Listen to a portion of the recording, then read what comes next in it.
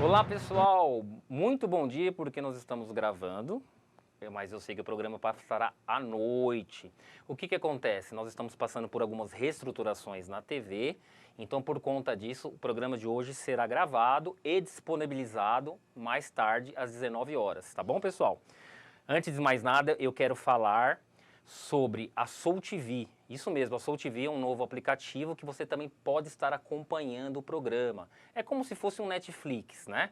Lá terá a TV São Caetano, dentre outras, e você pode instalar nas suas TVs que sejam smart, celular, e também é tão interessante que qualquer lugar do mundo você pode estar assistindo. Então fica a dica. Depois eu vou pedir para o pessoal da produção disponibilizar um vídeo de como baixar, que é muito interessante ter esse aplicativo, tá bom, gente? Quero falar também sobre as redes sociais, para nos acompanhar no YouTube, né?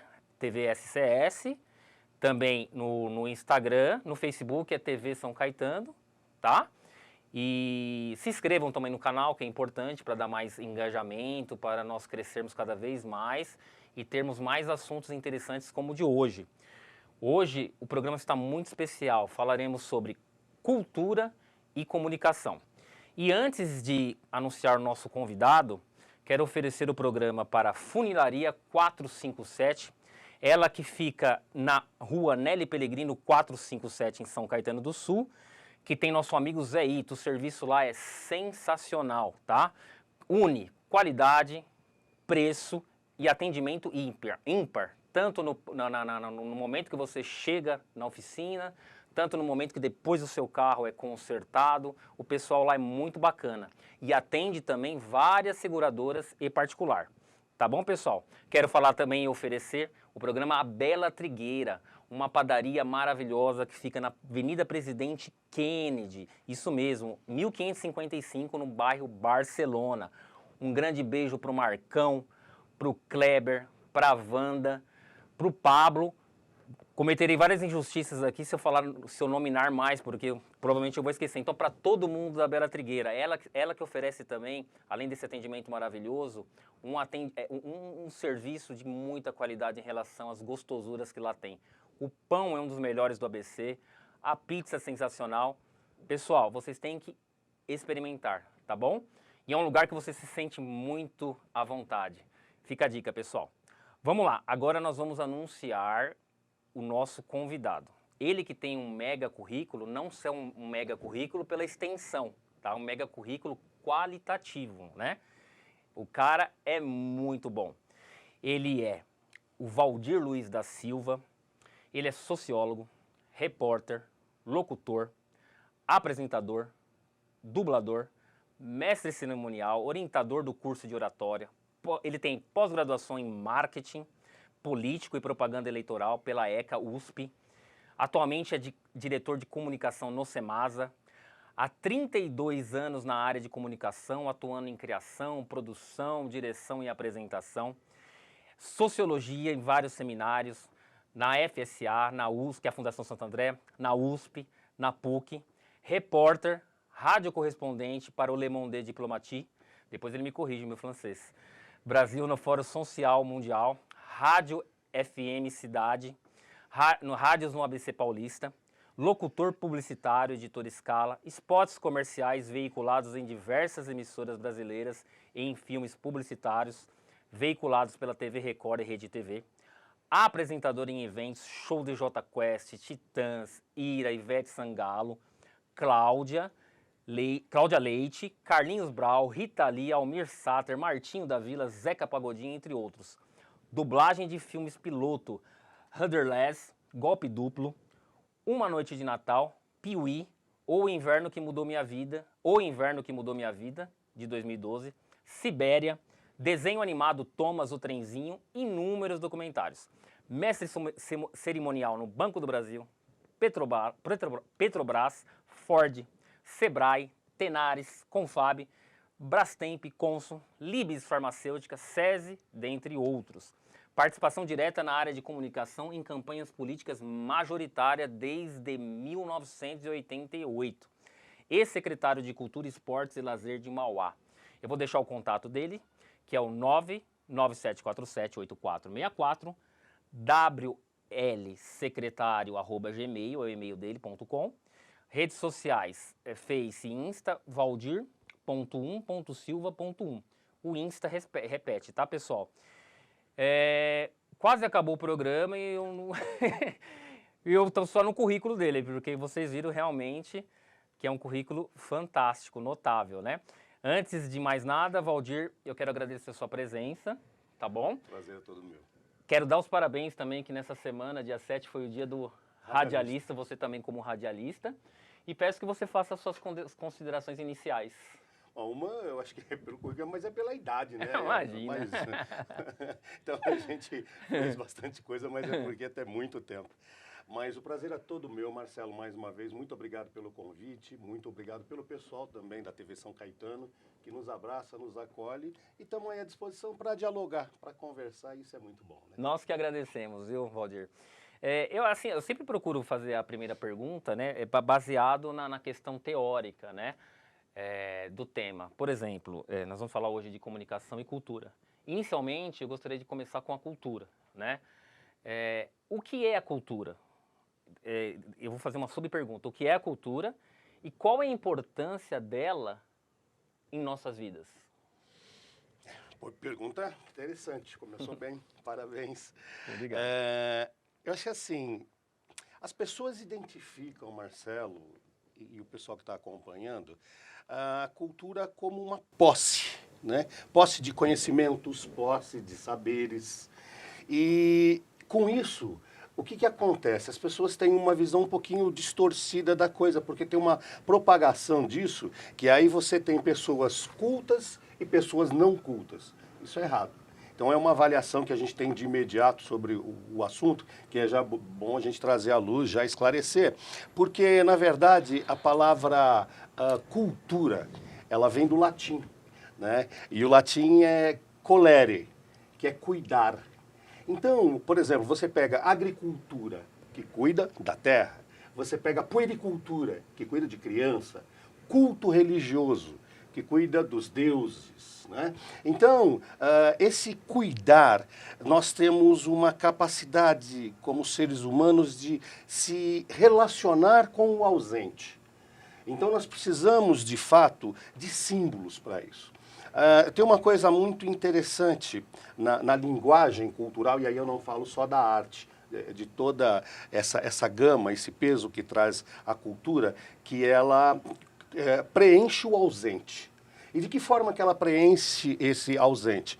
Através do trabalho, da produção. Então, se nós pegarmos aí há cerca de 40 mil anos antes de Cristo, nós já tínhamos aquelas pinturas nas cavernas rupestres, né? Onde o homem ele colocava uma forma de se comunicar, de guardar a sua história. E isso, nós, em toda a história da humanidade, tivemos muito essa capacidade de relacionarmos com o tempo. Então, quando você relaciona passado, presente e futuro, você deixa a sua marca e você passa esses saberes e esses conhecimentos para todas as gerações e marca realmente essa presença. Então isso é muito perigoso quando se fala em posse do conhecimento e do saber, do culto e do não culto, porque todos nós temos essa possibilidade de conhecimento, seja ele empírico, seja ele intelectual, seja ele teórico ou prático. Não é? Então, isso é muito importante, porque isso define bem, através dessa cultura e dessa ausência preenchida com o trabalho, com essa produção cultural que vamos adquirindo geração após geração, como, por exemplo, distinguir o bem e o mal, o belo do feio, o justo do não justo. Né? Então você tem essa dualidade, o verdadeiro do falso, não é? E você pode acompanhar muito bem isso. E essa forma de nós nos comunicarmos, nos expressarmos e deixarmos essa marca para estas gerações, a gente define como cultura. Agora tem uma coisa muito interessante, porque a nossa sociedade, há muito, né, the long time ago, ela é dividida por classes. Sim. E isso é poder.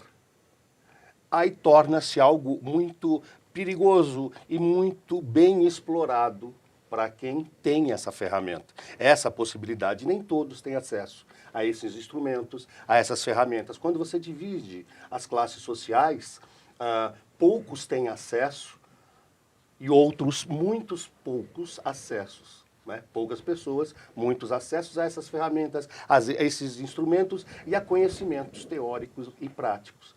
Então, cria-se um abismo e isso torna-se cada vez mais perigoso porque, por exemplo, você separa o erudito do popular. Então, a cultura popular é aquela cultura, vamos supor, para não falar na linguagem das artes, né?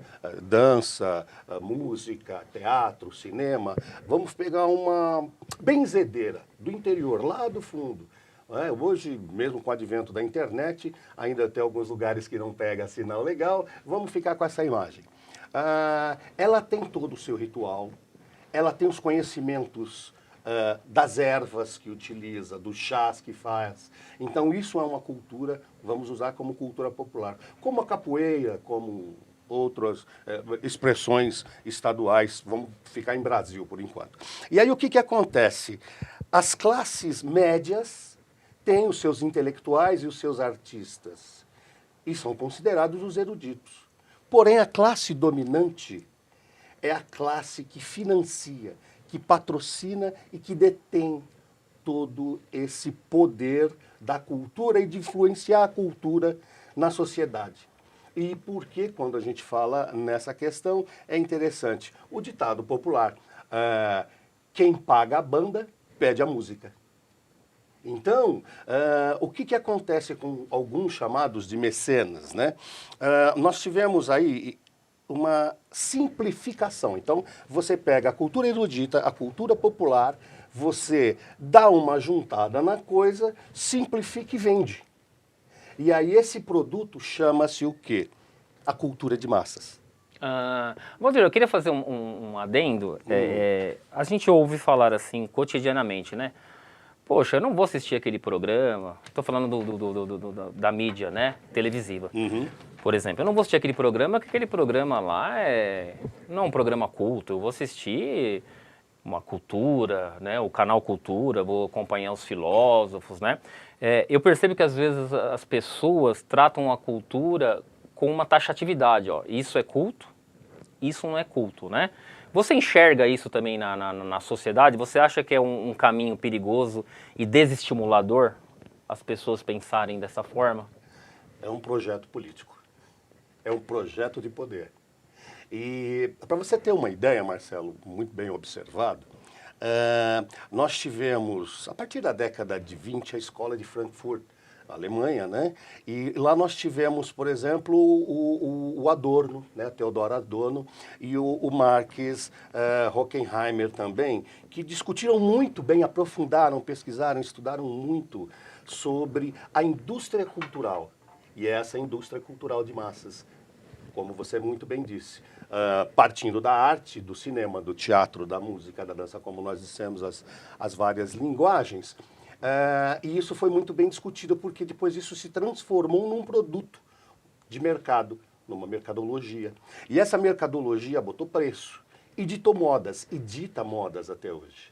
Então, por exemplo, você tem lá, vamos pegar um pouquinho mais próximo, né, para não entregar muito a minha idade, Beatles, a música dos Beatles, né, desde o arranjo, a vestimenta, o corte de cabelo, tudo isso ditou moda. Elvis Presley, né, Madonna, né, Michael Jackson, isso pela música. Nós tivemos também, pelo cinema, diversos ícones, e temos até hoje. Quer dizer, quem não se espelha em uma celebridade? Então, tudo isso virou, de fato, um produto de venda. Essa é a cultura de massa. E isso, obviamente, se parte porque denominamos hoje de quarto poder, que é a grande imprensa. Perfeito. E aí televisão, rádio, jornais e agora a internet muito bem utilizada como ferramenta. Certo. Dentro dessas questões que você colocou, né, que bem pontuou, então a gente pode falar que existe uma diferença entre cultura, entretenimento e evento? Absolutamente. E diversão. E diversão. E diversão. Então, o que acontece?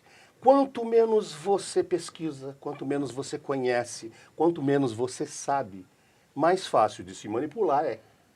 Então, o objetivo foi atingido.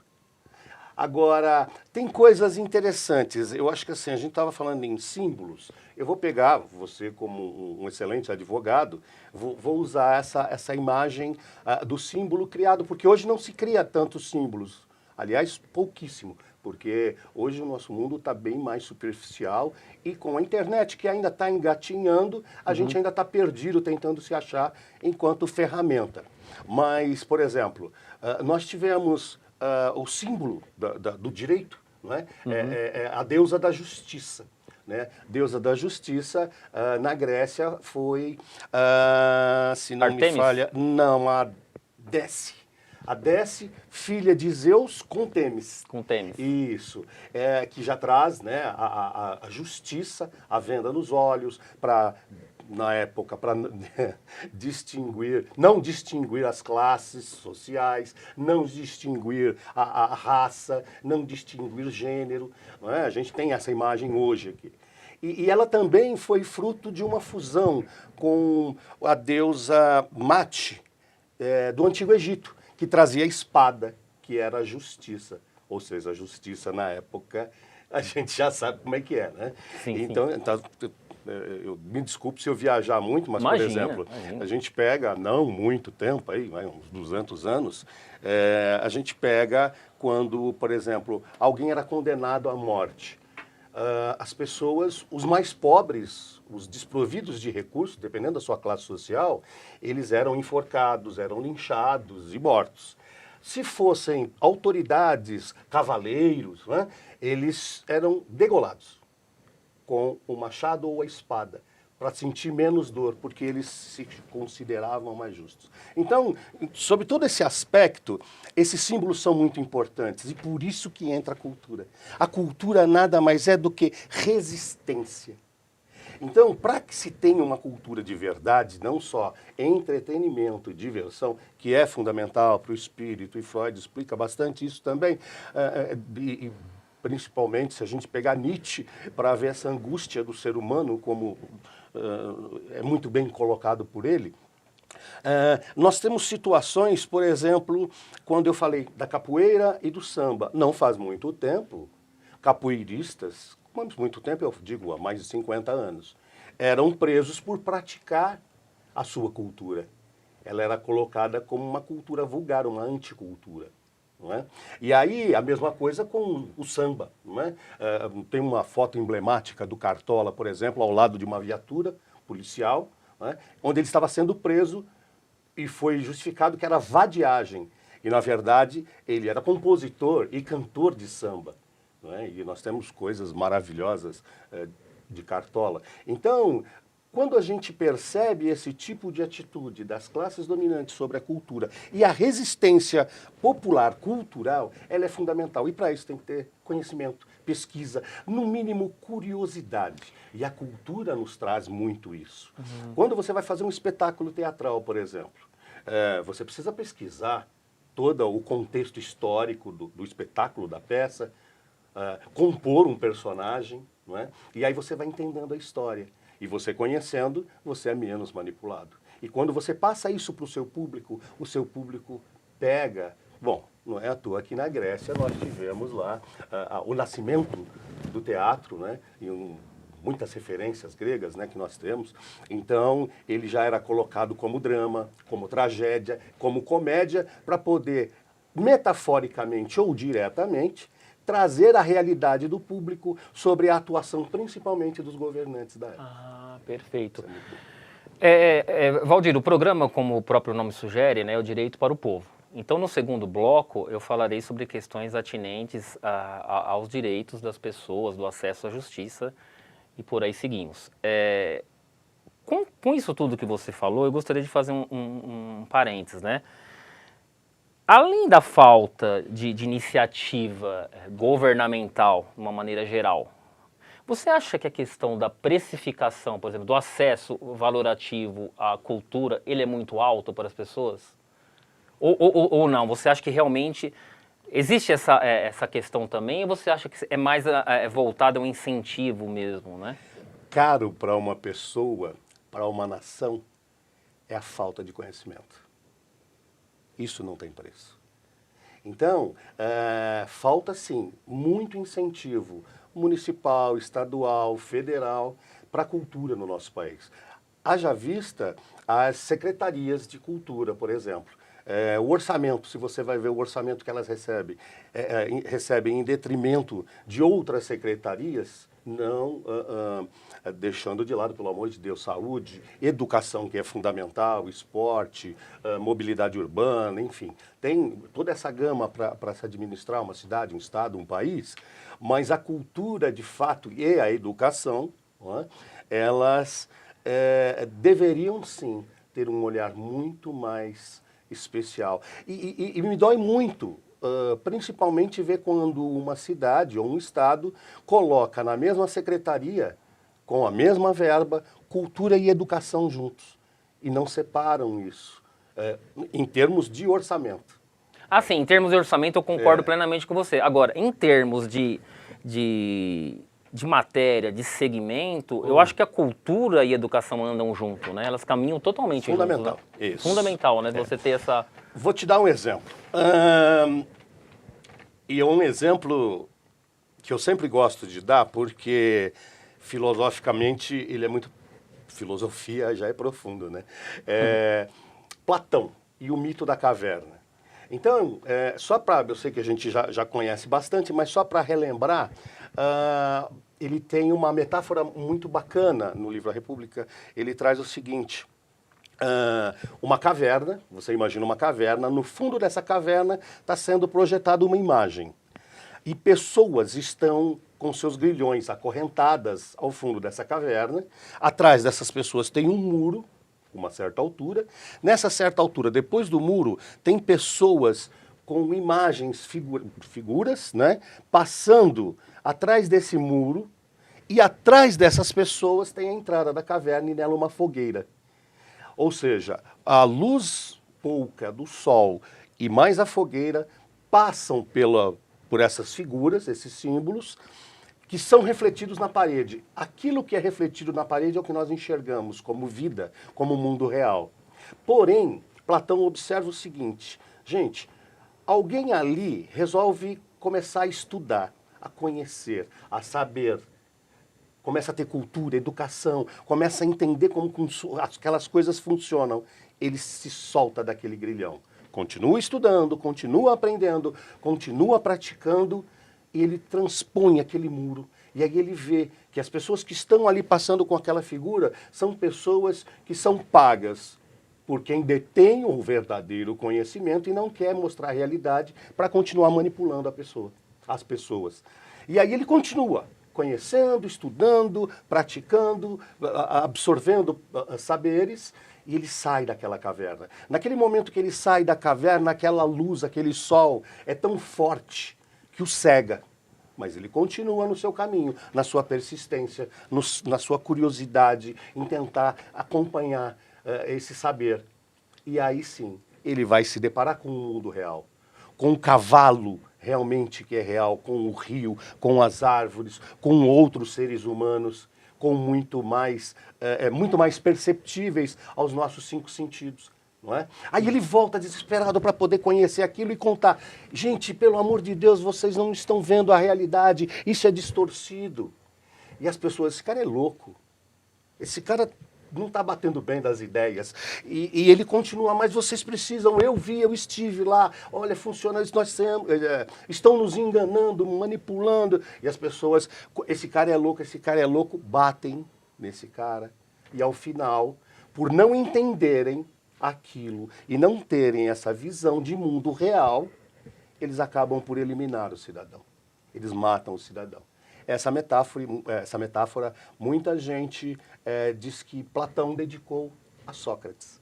E a Sócrates nós temos exemplos como Jesus Cristo, que passou pelo mesmo processo, como Gandhi, como Martin Luther King, como líderes que quiseram nos trazer algumas realidades, e o que nós fizemos com eles, nós os executamos.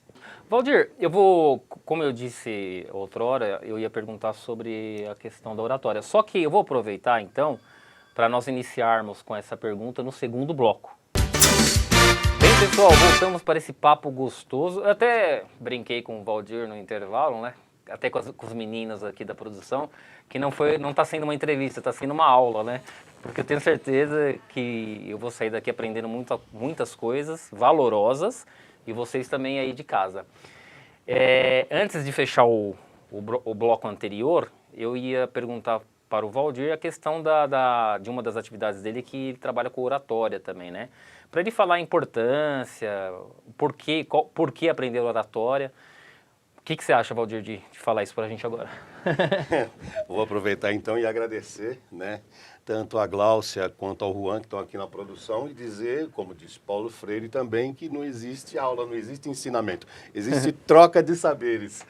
E isso é muito legal, porque eu estou aprendendo muito com eles, essa nova geração, essa juventude, com tecnologia, com essa energia, né, Marcelo? Delicioso. Parabéns pela equipe. Viu? Obrigado. Inclusive, a Gláucia e o Juan estão começando hoje, né? Hoje aqui conosco. E assim, são pessoas muito dedicadas, assim, eu estou muito feliz. E desde já eu quero agradecer o Eric também, que trabalhou conosco algum tempo, que contribuiu bastante também para a emissora. Então, Valdir, vamos falar de oratória. A oratória, eu acho que é bom a gente começar a separar o joio do trigo. Vamos colocar dessa forma, por quê? As pessoas procuram o curso de oratória, em sua grande maioria, para vencer o medo, né, os seus medos, mas principalmente o medo de falar em público, porque é uma grande vitrine, né? Se expressar, colocar aquilo que você tem para dizer para o mundo, e de que forma você vai fazer isso. E aí sim, as pessoas ficam tensas, aquele tremor nas mãos, o suar das mãos, as pernas que ficam bamba. Ah, meu Deus, como é que eu faço? Será que eu escrevo um texto e vou ler? Será que eu separo em tópicos? Gente, olha, vou treinar no espelho. São muitas dúvidas, porque a gente realmente tende a ver a coisa de uma forma distorcida. Vamos colocar assim. Por quê? Existe a retórica e a oratória. E isso é legal a gente deixar bem claro. São coisas distintas, totalmente distintas. Por quê? Falam que a oratória é a forma de convencer as pessoas e de seduzir as pessoas. Não, isso é a retórica. A oratória é outra coisa bem diferente. Eu vou começar assim para explicar primeiro o que é a retórica, que eu acho que é mais tranquilo. A retórica, para você ter uma ideia, Marcelo, ela é um filho meio perdido, assim, meio errado da história humana de comunicação, de linguagem, né? Porque vamos pegar assim, ela é muito remetida aos sofistas. Os sofistas eram filósofos ambulantes, professores, sábios, né? Que saíam pelas casas abastadas, né? Para ensinar os filhos do rico, tinha um preço, né? Para ensinar o filho das autoridades, dos mais ricos, para poder fazer a arte do convencimento, da sedução, através da política, através do mundo jurídico, né, para que eles se dessem bem em seus argumentos.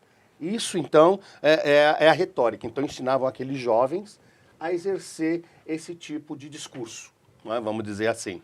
E a oratória, eu gosto muito disso, de buscar a raiz das palavras, porque elas nos ensinam muito. Ela vem da palavra do latim orare. Orare, oração, não é?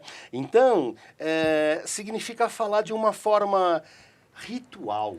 Ela traz à tona tudo aquilo que nos vem da alma e que nós estamos dispostos a dividir com alguém, né? A passar aquele nosso conhecimento, aquele nosso saber, a exemplo da cultura. Então, não é só uma postura. Não, eu vou ensinar você a ter uma postura decente, né, digna. Né? Eu vou ensinar você a não mexer muito com as mãos, ou como portar-se o seu tom de voz, como é que você... É um conjunto, o seu olhar, né? Então as pessoas elas vão fazer de cabeça baixa, elas vão olhar diretamente para uma pessoa só, vai olhar para o seu público, ela vai dialogar com quem?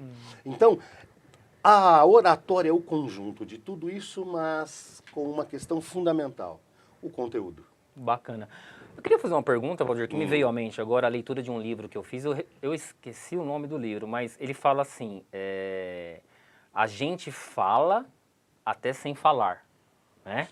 A questão da oratória, quando a gente fala em com o assunto oratória, a gente já se atém a verbalizar, né? A gente pode falar que oratória também tem a ver com a postura de nós se apresentarmos não falando, ou isso tem a ver mais com PNL, com outras questões? Ou tudo é um conjunto? Isso, é um conjunto. Ah, tudo um conjunto. Por exemplo, como é que eu vou... com a semana do radialista, que você muito bem lembrou, alguém de rádio com expressão. Exato. Não é? E aí, mas aí você tem alguns outros critérios que a gente pega no curso, por exemplo, respiração. É quase 50% do seu trabalho. É como um cantor, uma cantora, que você trabalha o diafragma, a respiração, a pontuação, isso é fundamental, a interpretação. Não é? Então, as pessoas às vezes falam assim, poxa vida, eu não tenho uma voz bonita. Ô, cara pálida, como assim não? Aliás, permita-me fazer um elogio, sua voz é maravilhosa. Obrigado. Maravilhoso. Mas aí o que acontece? Tem técnicas e principalmente conteúdo. Então, se você pega, por exemplo, alguém assim que fez muito sucesso, faz, ainda não sei, não acompanho muito, mas o Eli Correia, aquele programa que na adolescência minha mãe ouvia e eu, por tabela, ouvia em casa, que saudade de você. Oh, você chorava com o cara. Era um mestre da interpretação. E ele não tinha as ferramentas como a imagem para mostrar, não é? A história da pessoa, as fotos antigas, os encontros e desencontros. Mas ele trazia na interpretação, no tom de voz, na respiração, na sonoplastia. Não é? Então, tudo realmente é um conjunto. E é muito importante você dizer o seguinte, que o orador ele é um instrumento, como um canal de mensagem que ele vai ter que ordenar, ele vai ter que organizar para passar a ideia do que ele pretende transmitir. A retórica, por outro lado, é aquela coisa assim, e Cícero nos disse isso muito lá atrás também. Cícero, filósofo, foi cônsul da Grécia, né, filósofo, escritor, enfim, e ele dizia o seguinte, o mau orador é aquele que pensa em abafar, em ser o grande, em ser o cara, porque ó, deu a palestra, todo mundo aplaude, todo mundo sai sorrindo e falando, nossa, aquele cara é muito bom. Esse é o péssimo orador. O bom orador é aquele que deixa você saindo do discurso que ele fez, do local onde ele fez o discurso, refletindo sobre o que foi dito, questionando, perguntando, aprendendo e repassando aquilo de forma, de fato, que foi dito com a verdade, com o conhecimento e com a alma. Para você ter uma ideia, o proto-indo-europeu, com o sânscrito, com o sagrado, né, vem do horário, né, essa questão também do ária, ariano, do puro, do nobre, traz à luz todo o conhecimento que o seu espírito tem, que você oferece para o mundo e que você recebe do mundo. Então o orador não só fala, ele observa o mundo, ele observa o seu entorno, ele sabe, com muito estudo, muito conhecimento, por isso que a leitura é fundamental para qualquer orador, estar antenado. E acima de tudo não julgar, mas sim observar e relatar o fato, aquilo que a sua alma adquire e aquilo que ele pode trazer e dizer, olha, para que eu existo no mundo, não é? Então, de que forma que eu vou trazer essa possibilidade? Nossa, super interessante. Eu quero fazer uma ponderação. Na verdade, vai ser uma opinião minha e depois você diz se está correta ou não. Em relação, me parece, existem pessoas que parece que já têm um dom de falar. Parece que nasceu, né? Esse dom de falar, se articula melhor, tem uma presença assim de muitos de palco, muitos políticos, por exemplo, em tribuna, etc. e tal. Parece que, e muitos deles não têm, assim, muitas pessoas não têm um conhecimento acadêmico, pessoas assim que não têm um conhecimento acadêmico apurado, né? Mas são pessoas que falam muito bem. Para essas pessoas, eu acredito que num curso de oratória, ela vai crescer mais ainda. E eu acredito que as pessoas, no caso da oratória, que não sabem, assim, que acha que não se expressa bem, vai também evoluir muito, né, nesse curso. Tá certo, assim, esse meu parâmetro, assim? Ou você acha que eu viajei? Não, é uma boa observação. É uma possibilidade, mas eu diria de uma forma um pouco mais apurada, vamos dizer assim, que é o seguinte, com exemplos. Ninguém nasce hoje, né, que tem um automóvel, ninguém nasce dirigindo um automóvel. Nós aprendemos. E aí depois de né, e quando você vai aprender, você também treme, você tem medo, você fica olhando no volante lá embaixo para ver a pista, né? Você, na época, quando era só câmbio mecânico, não tinha automático, você não sabia trocar marcha, pisar na desembreia, depois acelerador, freio, a seta, se eu der para cima, ela pisca para que lado. Você olhava para, como é que eu vou conseguir dominar tudo aquilo, Era né? um avião, né? E hoje, como nós dirigimos, nós não pensamos para dirigir. É como respirar. Nós simplesmente ficou mecânico, né? A nossa memória muscular, a nossa memória de percepção, ela hoje já nos prepara para isso. Então, tudo na vida é preparo. Né? Dom, gen, árvore genealógica, biologia, a gente pode chamar do que for. Mas tudo tem que ter preparo. Tudo tem que ter disciplina, tudo tem que ter seriedade, tudo tem que ter conhecimento, estudar a fundo. Você tem que, de fato, querer aquilo. Não é? Vou usar, assim, a gente está falando muito isso por causa do medo, né? Da vitrine, das pessoas que têm medo de falar em público. Quando você chega e alguém fala assim, Marcelo, eu pedi para você hoje, coloquei numa agenda aí, para você apresentar numa reunião aqui o nosso projeto de comunicação, ou o nosso projeto de televisão aqui da TV São Caetano.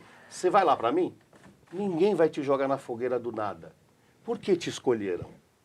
Então, a pessoa que foi escolhida para falar, que vai falar sobre, enfim, qualquer assunto, é porque ela tem conhecimento daquele assunto. E as pessoas já a ouviram falar sobre aquilo e acharam interessante.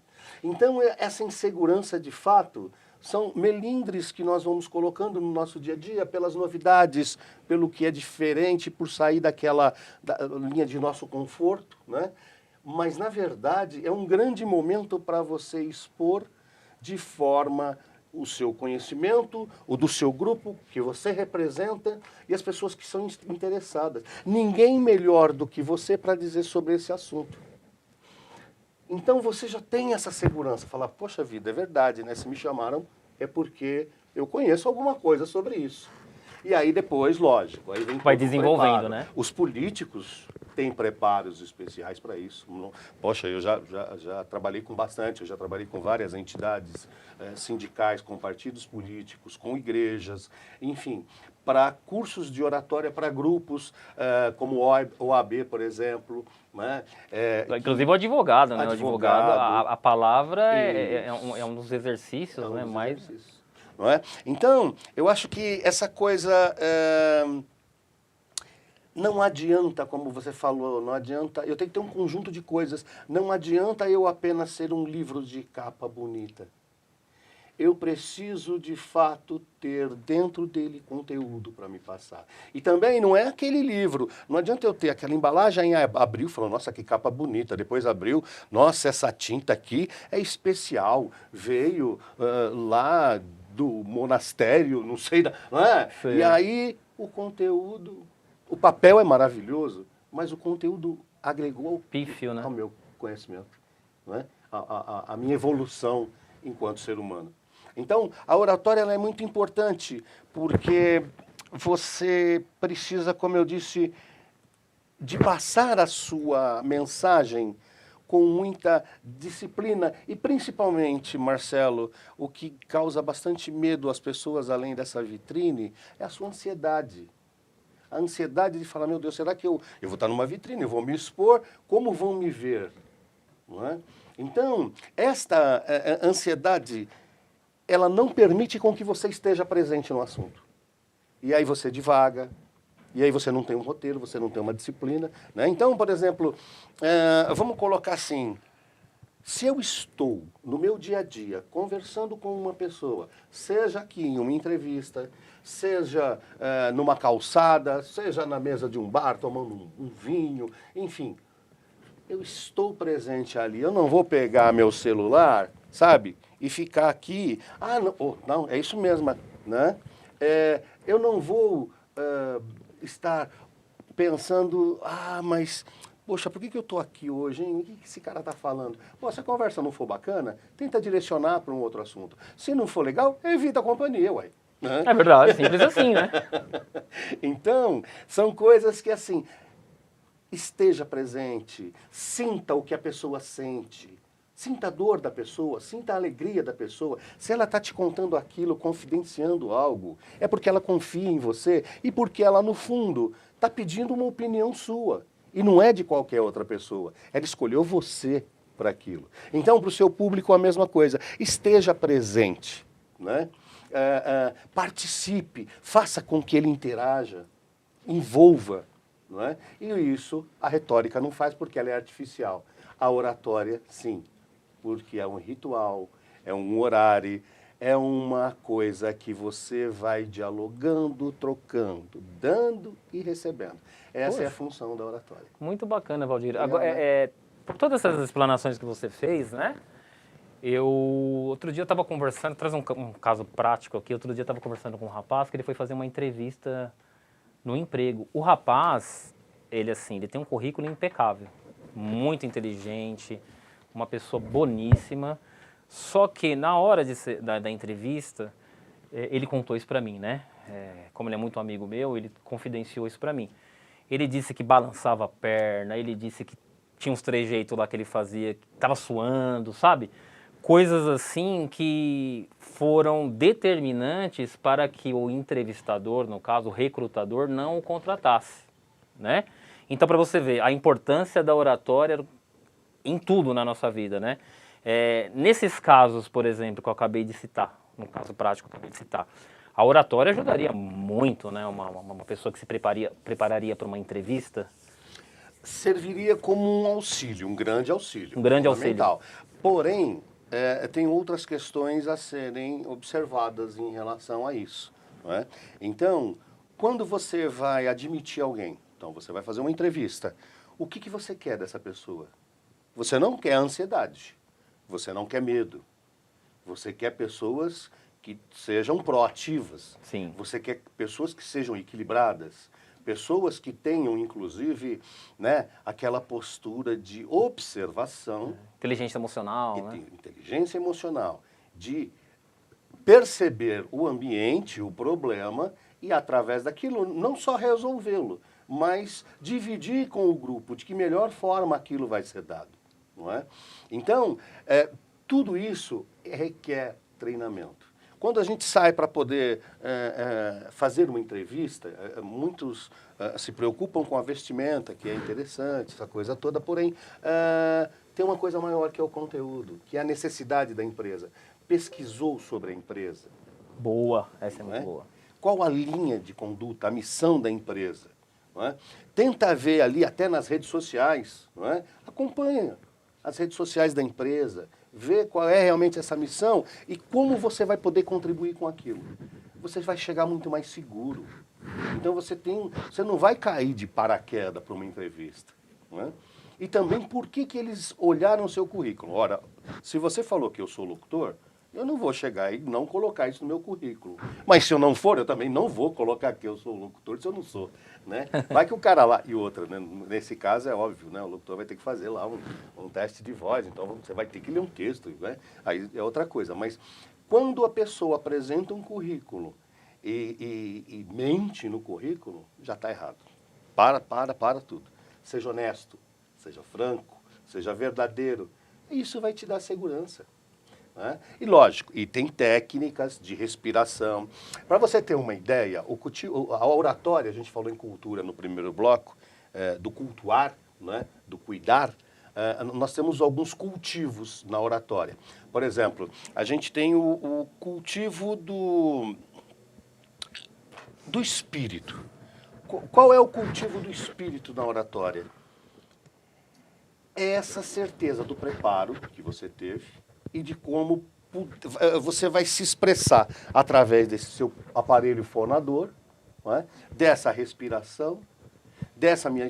É todo esse conjunto, desse olhar que nós estamos trocando agora, diz muito, não é? Sobre o interesse seu e meu, sobre a situação. Não é? Esse, quando você olha para a câmera, olha lá, eu estou olhando para você que está assistindo o programa, eu estou olhando para você que está me acompanhando. E aí a gente começa um diálogo, entendeu? Essa é a troca espiritual que muita gente não percebe, que é simplesmente o estar presente. O entender a situação do momento, do ambiente e das pessoas que estão envolvidas nele.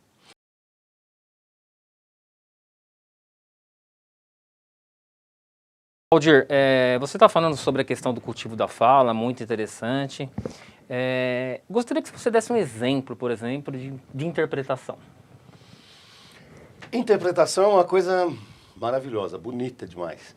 Por exemplo, você pode pegar uma frase, eu até separei uma aqui, no nosso intervalo, que ela diz o seguinte: o amigo vai hoje a cavalo à cidade com seu filho. Olha que louco. Dependendo dessa colocação, a frase que eu entonar mais, ela me dá uma resposta diferente. Então eu peguei aqui 6 exemplos, né, para você ter uma ideia. O amigo vai hoje a cavalo à cidade com seu filho? A resposta, aí ela fala assim, não, eu vou pedir para o meu vizinho ir. Eu não vou. Eu perguntei o amigo, né? Aí eu faço o seguinte, o amigo vai hoje à cidade a cavalo com seu filho? Não, eu vou amanhã. O amigo vai hoje a cavalo à cidade com seu filho? Não, eu vou de motocicleta. O amigo vai hoje à cidade, não, a cavalo à cidade com o seu filho? Não, eu vou com o filho do compadre Zeca. Então, dependendo da entonação que você der em uma frase, você transforma totalmente a linha do seu discurso, da sua oratória. Por isso que a observância do ambiente, das pessoas, é muito importante. A tonalidade é fundamental, a interpretação, a respiração, a dicção e a articulação do pensamento. Por isso que é um conjunto. Bacana, Valdir. Nossa, interessantíssimo. Bacana. Eu vou sair daqui muito abastecido de informações de suma importância. Valdir, eu achei muito interessante no seu currículo, né, que eu gosto muito de filmes, né? E você falou que no seu currículo, né, relata que você também é dublador. Para ser um dublador, por exemplo, eu gosto muito de um dublador que infelizmente morreu recentemente.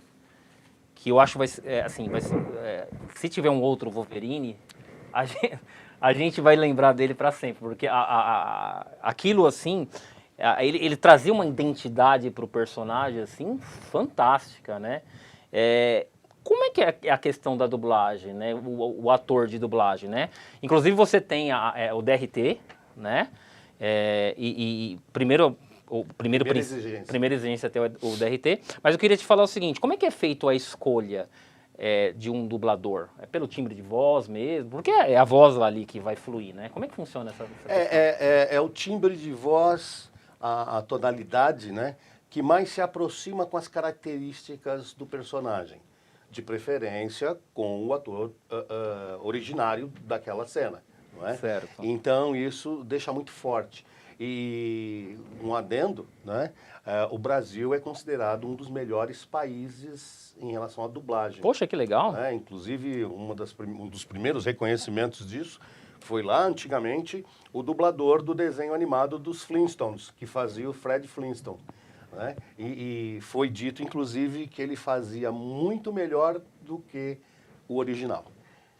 Louco, né? Muito louco, né? Mas é uma profissão como todas as outras, que exige muito. Não é fácil, né? É uma situação de muito estudo, de muita persistência, de muito treinamento, não é? E que você, inclusive, tem uma coisa muito bacana. O Grande ABC tem um dos estúdios em Ribeirão Pires. Nós temos um estúdio de dublagem lá. Poxa, Meu que bacana. grande amigo Davi, da Versax, Aí, deixar um abraço também lá. E há muito tempo eu não faço, porque eu acabei enveredando para outros caminhos, né? Comunicação agora, e faço muito, né, como você observou aí, marketing político e propaganda eleitoral. E não tem jeito, de 2 em 2 anos isso consome a gente, né, porque 2 anos, como agora nós tivemos eleições majoritárias para presidente, governador, senador e também para deputados, e daqui a 2 anos volta tudo de novo com prefeitos e vereadores. Legal. Boa explanação sobre a questão da dublagem. Valdir, eu gostaria de entrar agora na seara jurídica, né, sobre a questão da cultura, né?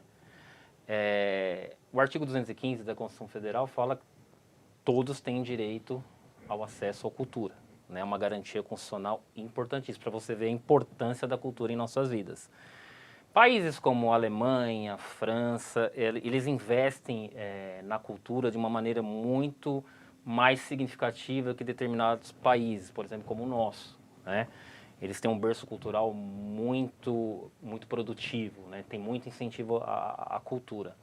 No nosso país, você acha que falta mais esse incentivo à cultura? E assim, muito embora você tenha falado de cultura lá atrás, eu sei, por exemplo, que existe algumas cidades dos municípios paulistas, por exemplo, que tem um foco assim mais direcionado para privilegiar a cultura. Você acha, por exemplo, que isso é mais setorial? Né? Por exemplo, determinados municípios investem mais na cultura do que outros. O que você sente em relação a essas questões que eu levantei de incentivo à cultura? Eu sei que existem leis também. Tem leis, né? É só ver como o último governo, o federal, tratou a cultura no nosso país. Como vagabundos, como quase acabou com a Ancine, né? Quer dizer, colocou situações de desrespeito à nossa cultura graves. Inclusive cortes da Lei Rouanet.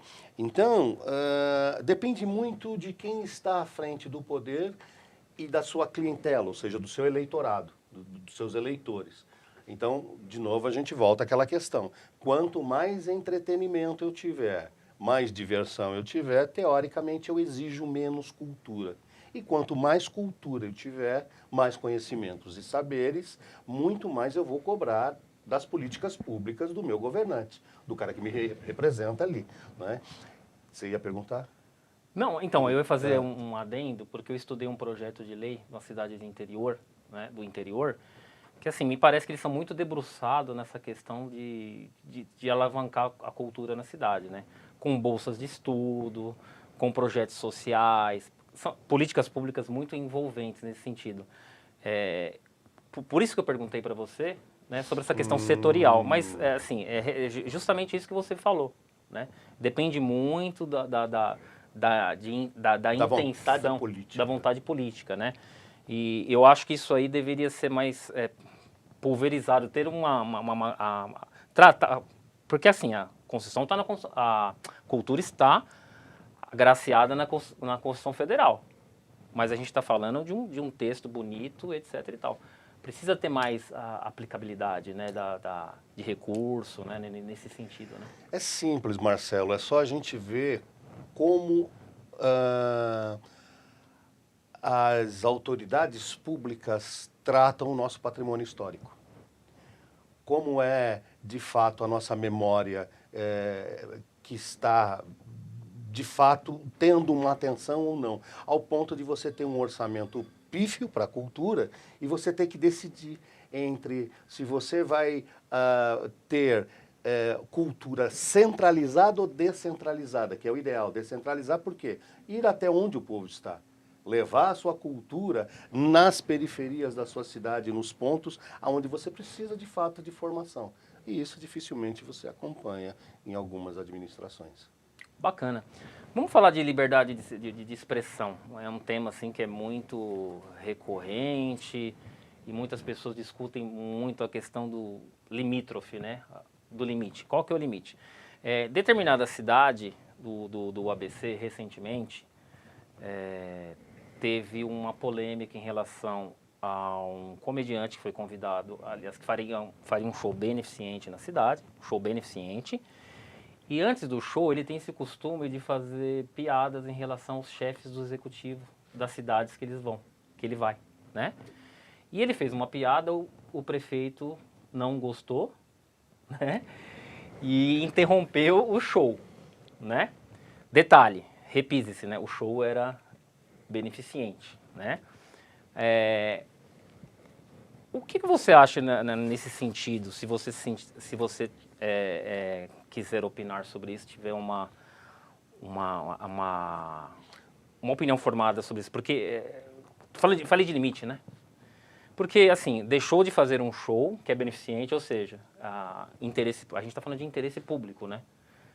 Que é também um princípio constitucional, e a supremacia do interesse público, que é um princípio implícito também da Constituição Federal. E, por se sentir ofendido, ele cancelou o show. O que você acha dessa questão da discussão dos limites, né, da liberdade de expressão?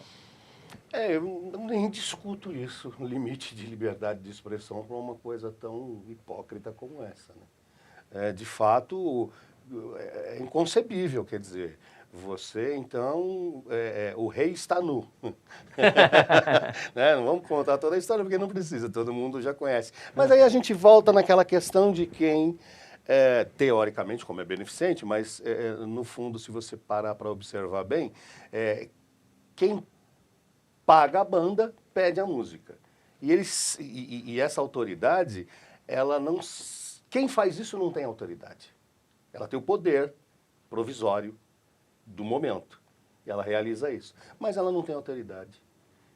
Isso é desrespeito às pessoas, aos eleitores, aos artistas, ao pessoal que trabalhou todo nesse conjunto desse espetáculo e principalmente aqueles que deixaram de receber o que receberiam dos benefícios desta atividade. Não é? Então, todo mundo, menos ele, quer dizer, vaidade, ego, autoridade, como assim, cara? Então, eu não vejo essa questão de liberdade de expressão. A liberdade de expressão, ela é notória, ela é um direito constitucional. Direito constitucional. Então, como é que você vai discutir uma coisa que lhe feriu o ego? Ou então, como você vai fazer? A gente tem aqui direitos de expressões, como a gente teve agora, em uma campanha federal acirrada, onde artistas, principalmente do meio sertanejo, vieram em um grande bloco apoiar um dos candidatos. É óbvio que era por causa do agronegócio, gente. Então, são coisas que são... Só que assim, é livre expressão. Ele já está realizando. Cabe à instância jurídica questionar o ato que aquilo conduziu, a atitude. Não a expressão, né? Agora, a expressão desde que não prejudique o próximo. Sim. Como o próprio ex-presidente, né, ex a partir de 1º de janeiro, fez contra mulheres, contra negros, contra indígenas, contra pessoas que, inclusive, perderam entes queridos. Isso, sim, é exacerbar o direito de expressão, porque ele é uma autoridade, ele é um comandante de um país. Ele tem que trazer o equilíbrio e não o desequilíbrio. É um assunto bem polêmico mesmo. Eu acho que você fez uma explanação muito interessante sobre esse tema, né? Bom, agora é chegada a ocasião triste, que é a hora da despedida, né? O programa foi muito interessante, de uma contribuição maravilhosa. Eu vou pedir agora para o nosso convidado, nosso ilustre convidado, fazer as considerações finais. Marcelo, muito obrigado pelo ilustre, imagina. Eu é quem agradeço, de fato, ao convite e, uma vez mais, deixar em aberto, né, essa grande oportunidade do diálogo. E isso é fundamental para qualquer ser humano. Então, hoje o nosso tema aqui foi cultura e comunicação. Que nós continuemos a observar, a olhar o próximo, né, como nosso próximo, de fato, tentar ser, no mínimo, acolhedor as dores dele, as alegrias, as participações e conviver, né, irmanamente. A gente tem tanta coisa para fazer do que gastar energia em conflitos, né? Então eu acho que é isso. E convidar, é óbvio, né? Para quem quiser participar do nosso curso de oratório, o Marcelo já deixou aí registrado. Obrigado, Sim. Marcelo. E a gente está aí à disposição, enfim, particular ou por entidades. Eu acho que é sempre bom conversar e conhecer pessoas novas. A gente sempre agrega. Muito obrigado, Valdir, pela participação. Como eu disse, foi muito contributivo. Gostei muito da sua presença e todos vão gostar também. Como o programa está gravado, vão assistir À noite. à noite. Pessoal, peço que vocês acessem o canal YouTube TVSS, se inscrevam. Depois eu vou pedir para o Juan e para a Gláucia colocar e-mail, WhatsApp, né, onde nós recebemos sugestões, denúncias, que é muito importante essa comunicação entre nós, né, que é o objetivo do programa é esse, né, servir a sociedade. E então, vamos lá, recapitulando, YouTube TVSS, Canal 3 Net Claro, depois nós temos Soul TV, que é um aplicativo, e também no Instagram, emissora TVSS. Tá bom, pessoal? Mas depois o Juan e a Gláucia colocarão aqui. Ah, e por falar em Juan e Gláucia, sejam muito bem-vindos e obrigado por tudo, por fazerem parte, né, construírem todo esse cenário, esse programa que possibilitará que chegará mais tarde a todos com muita qualidade. Muito obrigado a todos, um enorme beijo para vocês. Tchau, tchau.